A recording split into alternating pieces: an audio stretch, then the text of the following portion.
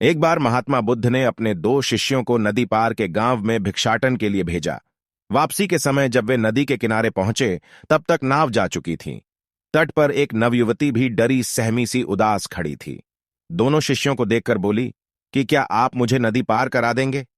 युवती की बात सुनकर एक शिष्य ने कुछ सोचा समझा, फिर बोला, आइए मेरे कंधों पर सवार हो जाइए, मैं पार कराने की कोशिश करता हूं। अपनी पोटली दूसरे साथी को पकड़ाकर उसने युवती को कंधों पर बैठाकर किसी तरह नदी पार करवाकर दोनों आश्रम पहुंचे। दूसरा शिष्य, जिसने युवती को नहीं बिठाया था, रात भर करवटें बदलता रहा और सोचता रहा कि जब युवती साथी के कंधे पर बैठी होगी तो उन दोनों को कितना आनंद आया होगा, कैसा महसूस हुआ होगा, कैसी अनुभूति रही होगी, आदि आदि सैकड़ों काल्पनिक प्रश्न। सुबह प्रार्थना के बाद बुद्ध ने उसकी बेचैनी का कारण पूछा तो शिष्य ने गुरु को पिछले दिन की सारी घटना कह सुनाई। कुछ क्षण के पश्चात बुद्ध ने मुस्कुराते हुए कहा कि जिसने उस युवती को अपने कंधों पर बैठाकर उस बोझ को नदी पार करते ही उतार दिया, और तुम अब कल्पनालोक में तैरकर उससे कई गुना बोझ अब तक लादे घूम रहे हो।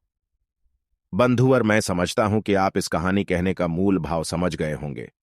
रही बात आपके प्रश्न के उत्तर की, तो लड़का हो या लड़की, सभी को समान रूप से अच्छे बुरे विचार आना स्वाभाविक है, मगर कौन से विचार आप पर हावी हो रहे हैं यह आप पर निर्भर है।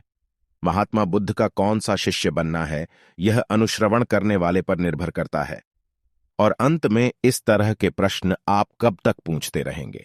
कोरा को इस तरह की जिज्ञासाओं का मंच न बनाएं। एक आग्रह।